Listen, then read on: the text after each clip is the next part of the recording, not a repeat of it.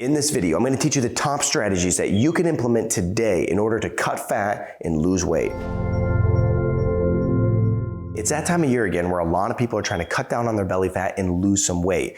And the thing is a lot of people start this journey with every intention of getting a body that they're proud of and actually getting great results. But the truth is, you know this as well as I do, is that a lot of people fail along the way. You know, they got a complicated diet routine, a complicated workout routine. And then of course they tried diet pills and they tried supplements and all these things that they were promised to get great results with. And, you know, ads showed up on the internet that led you down the wrong path. I mean, there's so many ways that people go, and because of the complexity of it, they end up failing. So the truth is that we really have to understand is there's so many things that we can do that are going to help you get great results. Simple and easy strategies that you can implement today to start losing weight tomorrow. So that's why in this video, we're going to talk about how to lose weight and belly fat. Like I said, simple and easy strategies that you implement today to start losing weight tomorrow. So stick around to the end of this video. But before we get started, I'm Dr. Zyrowski and welcome to the channel. If you're new to the channel, it's a pleasure to have you here. Be sure to subscribe, hit that bell notification, and join our notification community. That way it can help you excel your health and your life.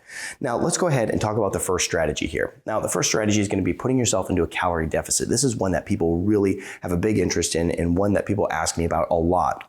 Now, when we look at calorie deficit, it really is necessary if we want to lose weight. And even though it may sound a little bit scary, it's very easy to do. So when we look at using a calorie deficit, we want to focus on stimulating fat loss, but maintaining energy. Okay, so we want to be eating fewer calories a day.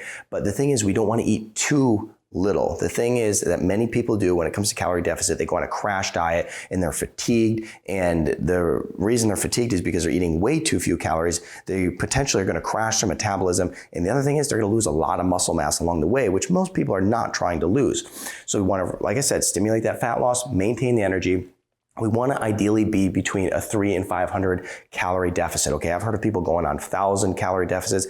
I don't agree with that, and I don't think it's a good idea. You want to be between 300 and 500. Okay, now there's a lot of things that come into play here. Okay, I'm talking in general terms, right? But we have to consider age, we have to consider metabolism, we have to consider weight, we have to consider height. You really need to figure out how many calories that you are supposed to eat on a daily basis based on your exercise, all these other factors I mentioned, and then of course take that deficit out. Now the thing is, when we look at a male, the average male should consume between right around 2,500 calories per day. You put yourself in a 500 calorie deficit, you're going to be right around 2,000. There's two ways basically that we can put ourselves into a deficit. We can just eat less, or we can exercise more. Okay, we can maintain the same calories that we're eating today and then just exercise more to get that deficit. Or if we're not exercising, we can just eat less to create the deficit.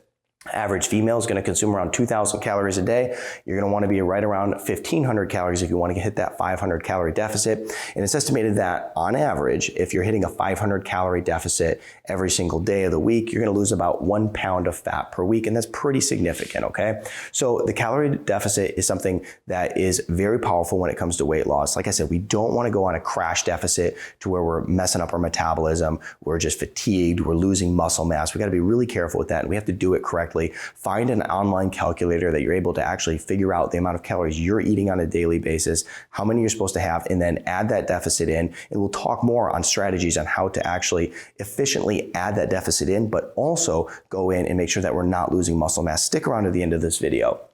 Let's talk about the next strategy here, and that's ditching the empty calories. There's so many people out there that are eating all these empty calories, and that's one of the major reasons they struggle with weight loss. I mean, I had an individual that I was working with in my clinic, and I found out he was drinking sodas every single day, about 2 a day. And I convinced him finally, after a long period of time, to go in and just get rid of the sodas. He did it. And it was amazing because he lost like 20 pounds, like right off the bat, because he was consuming enormous amounts of empty calories. And the sodas weren't the only thing. We had to clean up the diet in a big way too. Now, what is an empty calorie? An empty calorie is going to be calories derived from food containing no nutrients. This is so terrible for your body. You couldn't think of a worse thing that you could do if you're trying to lose belly fat and lose weight. So, like I said, we got to get rid of those sodas. We have to get rid of the energy drinks. We have to get rid of the sweet teas. We have to get rid of the Starbucks coffee in the morning that's loaded with copious amounts of sugar. And of course, if you're not drinking a coffee like that, and you're making it in your home, you have to make sure that we're cutting the sugar out of that too. You got to get rid of all the different drinks that are loaded with sugar, okay? Now, the next thing here is we have to look at other foods, right? Cereal. I mean, totally full of refined carbohydrates, a ton of other toxins and garbage and sugar and just a whole bunch of empty calories. We want to make sure that we're getting good quality nutrients here. Chips are another example. Candy is a prime example. Breakfast bars is another great example. A lot of these breakfast bars are loaded with sugar. Now, like I said, these are high calorie foods with very little nutritional content. Here's the danger in this. You start eating these foods. What it does is it creates this negative feedback cycle. What do you want? You want more of these foods. So you start eating more of them. You start messing up your metabolism, spiking insulin, blood sugar out of control. You crave more of them. Your brain is telling you, hey, more sugar, more sweets. You keep craving them. You keep putting on the weight. And guess what? Because you're eating empty calories with no nutritional quality, guess what happens? You crave even more because your body is hungry. It needs the nutrients. Your body needs good quality food in order to survive. So it keeps telling you to eat more. And then, of course, you go to this stuff and it's just such a negative feedback cycle. Cut this stuff out. It's so important. And it's one of the major reasons that so many people today are struggling with weight loss. Let's go ahead and talk about the next strategy. Drink more water, okay? Now, this may sound so simple, but let me tell you, I can't tell you how many people I've come across that almost drink no water. They're drinking coffee in the morning. They're drinking tea first thing in the morning. They're drinking sodas. They're drinking sweet tea. They're drinking everything that you can think of, but they are not drinking water. They're drinking a ton of juices. So you want to make sure that you're drinking your water if you want to lose belly fat. Now, one of the things that it's going to do for you is it's going to boost your metabolism. By just increasing your water intake, it's estimated that it can boost your metabolism upwards of 6%. Pretty powerful stuff for just drinking water. Now, the next thing here is it's going to help you eat fewer calories. So drinking water is going to help you eat fewer calories. There's a study, and what they did is they took two groups of individuals. And the one group of individuals, what they did is they had them drink a liter of water prior to eating. And so they drank this water prior to eating their food. And of course, they ate fewer calories. So in this study, over a 3-month period, what they found is that the individuals who were going and drinking the water prior to their meals were able to lose 44% more weight than those who weren't. Okay, so that's a really powerful strategy that you can easily implement. Drink more water, drink it before you start eating, because one of the things that's a major issue is that many people mistake thirst for hunger. Many people are very thirsty, they grab some food. They're thirsty, they grab more food. And then they're thirsty going into their meals, so they eat an excessive amount of food. So we have to make sure that we're not confusing thirst for hunger. And then, of course, just what the science shows is that if you implement drinking more water on a daily basis, you'll lose some weight. Let's go ahead and talk about drinking some black coffee. This is another powerful way to lose weight, and most people aren't aware of this, right? You're aware of the fact that coffee is loaded with antioxidants. There's a lot of benefits there. You're aware that you can drink it and it's going to give you a good energy buzz so that you can, start your day off or, mid-afternoon, whatever it is that you use it for.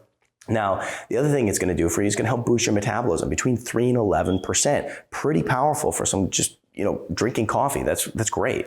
It's going to help increase fat burning between 10 and 29%. Of course, really amazing too. Now, of course, the studies I'm mentioning here is based on black coffee, and I'm being very specific because a lot of people are drinking coffee mixed with cream and sugar. People are drinking some coffee mixed with a whole lot of milk in the form of a latte. People are drinking a lot of coffee that really isn't going to give them this benefit because it has so many added calories, okay?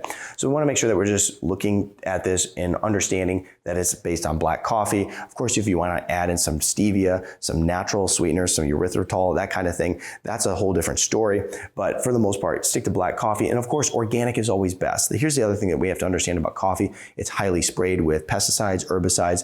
And the thing is about coffee is that if you have this coffee that's loaded with toxins, then you're heating it up and you're drinking it. That's horrible for your gut, your stomach, your intestines, and your entire body. So we got to be careful with that too. So drink your coffee for losing some weight. Now let's talk about intermittent fasting, okay?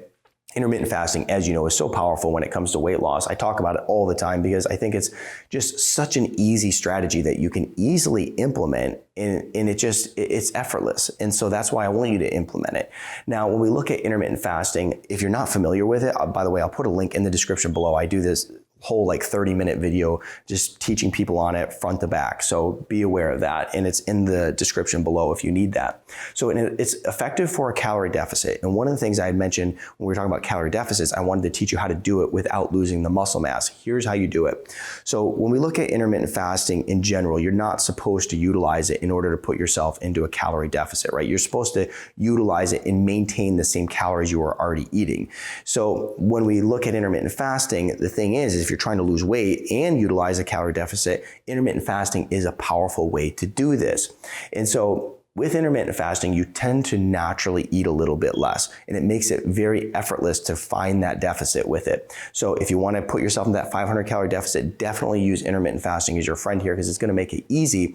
And the other thing it's going to help you do is it's going to help you maintain muscle mass, which we'll get to in a second. Now, it's going to put you in a fat burning state. When you intermittent fast, you basically turn your body into a fat burning machine. You start mobilizing these different fatty acids on the body for energy, and you stop burning sugar for energy. As a result, you start burning all the fat around your entire body and you use it for energy. So that's really powerful when it comes to intermittent fasting. It's also gonna help improve your metabolism, okay? When we talk about metabolism, we're talking about all these metabolic hormones. We're talking about insulin, and we're talking about ghrelin and leptin. It's gonna help improve these hormones, make them more sensitive, which is gonna help you lose weight. You know, one of the things that becomes a real problem for people when they're trying to lose weight is there's a lot of just chaos in the body, right? You have these hormones that aren't being heard. They're not working correctly. The hormone that's supposed to tell you to stop eating isn't telling you to stop eating. The hormone that's supposed to tell you that you're hungry just keeps telling you you're hungry. So intermittent fasting is going to help create balance across all these metabolic hormones, which is really great. The other thing here is it's going to help maintain muscle mass, as I just mentioned. So I had mentioned before, when you put yourself into a calorie deficit, you got to be careful with it because you can start burning a lot of muscle too.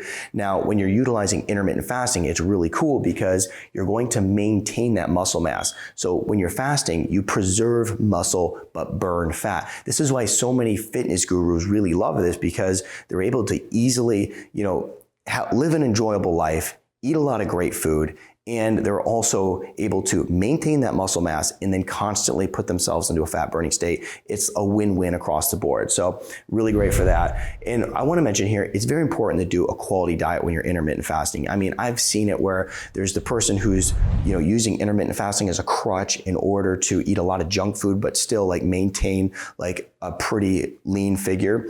And then there's the person who is going and eating a high quality diet in their eating window in intermittent fasting. The person on this side of the spectrum eating the high quality diet always gets better results. They feel better. The whole thing works out so much better for them. So always make sure that you're eating a good quality diet when intermittent fasting.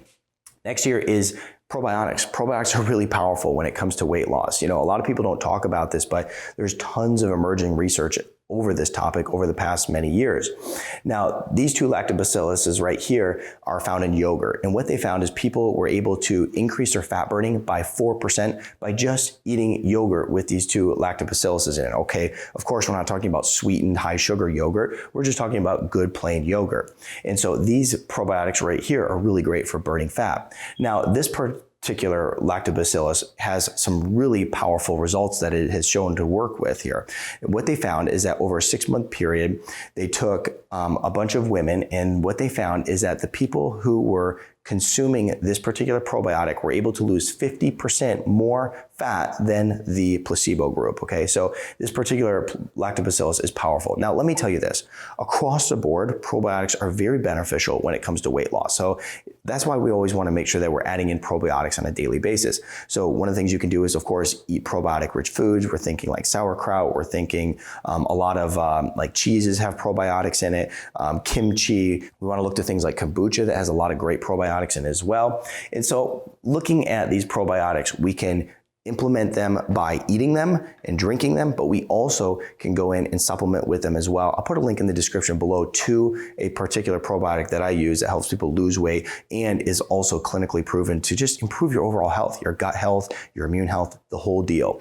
And so check that out. And then I want to mention here too, we have to be careful when we look at all these different probiotic rich foods because many of them can be unhealthy, right? There's going to be low quality cheeses. There's going to be kombucha that has 15 grams of sugar in it. Just watch out for that stuff. Read labels and always make sure that you're buying good quality food, because of course that's how your body is literally thriving on a daily basis. If you're putting low quality food in, you're gonna have a low quality body. High quality food, you're gonna have a good functioning, thriving body.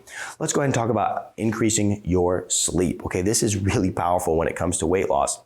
So lack of sleep is a major issue. When we look at sleep, it's one of the major pillars of health. It's the foundation of health. And so it also is shown to be a very strong risk factor for obesity, okay? So when we look at some of the science out there, it basically shows us that if you're not getting enough sleep on a daily basis, there's an 89% increased risk of obesity in adults.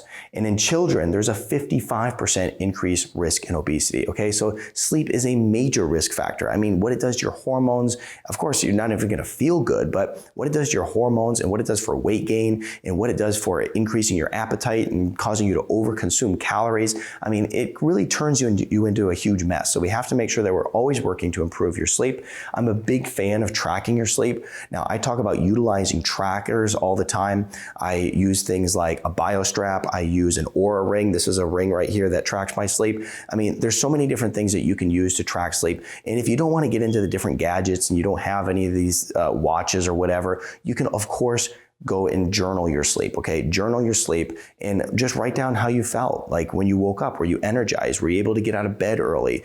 Do all these different things. And of course, implement lots of positive sleep strategies. I mean, make sure that you're winding down at night by not watching like TV or being on your phone, but reading a book. Make sure that you're not exposing yourself to a lot of bright blue lights at night. Make sure that you're not drinking caffeine too late into the night. Make sure that you're implementing positive sleep hygiene strategies in order to get good results with your sleep, and of course, help you lose weight. So we want to plan tomorrow's meals today. This is so important. One of the first things it's going to help us do is going to help us avoid impulse eating. I can tell you firsthand that if I don't have my meals planned out and I'm busy in the clinic and I'm running around and I got 10 people waiting on me, like I'm gonna have to grab the closest food to me that I can easily grab and go. And of course, if you're doing that, you're not always going to get the best stuff. You're not going to get the proper macronutrients. You're not going to get the proper foods that you need, the proper nutrients. You're not going to get the proper portions, everything. It's just going to be a mess. And so we want to make sure that we're planning our food properly so that you can avoid eating, of course,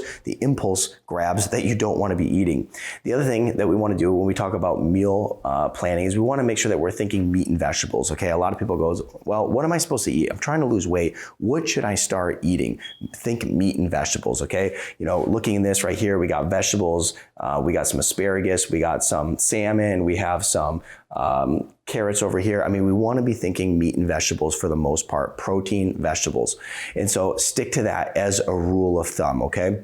If you're ever getting confused, go back to that rule.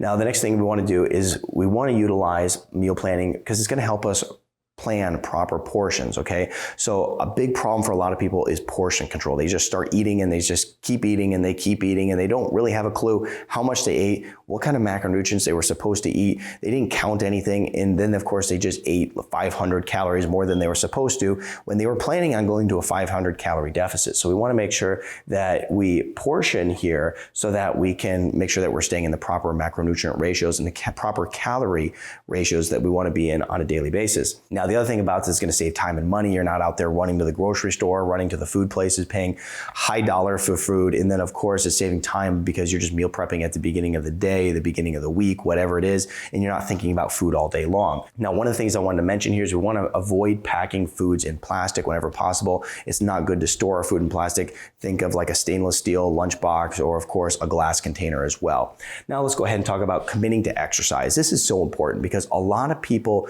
know that they need to exercise. They know that it's an absolute requirement for their body. They know that it's going to help them with their weight loss goals. It's going to help them cut that belly fat. But of course, they have a hard time committing to it. And so I really want to push you to commit to exercise, okay? Plan it right into your schedule. Don't let it be one of these things that you just, oh, I missed it again. Oh, I missed it again. Because it's very easy to do. I mean, everybody's lives are busy. And of course, exercise is uncomfortable. So when you're busy and you're stressed and you're trying to push yourself to do something uncomfortable, a lot of times it's not going to happen. So make sure that you're committing to it. Okay. When we talk about exercise, there's a lot of ways you can do it. Okay. Many people get caught in the same workout routine. Oh, I just, run every day. Oh, I, lift weights every day. It's always good to be switching it up and making sure that we're constantly trying new exercises, constantly challenging ourselves. And some of the different things you can do is like just a brisk walk, doing yoga. One of my friends just told me how they implemented hot yoga at the beginning of this past New Year, which I thought was super cool. I was actually a little jealous. I don't have the time to go do it, but I'd love to.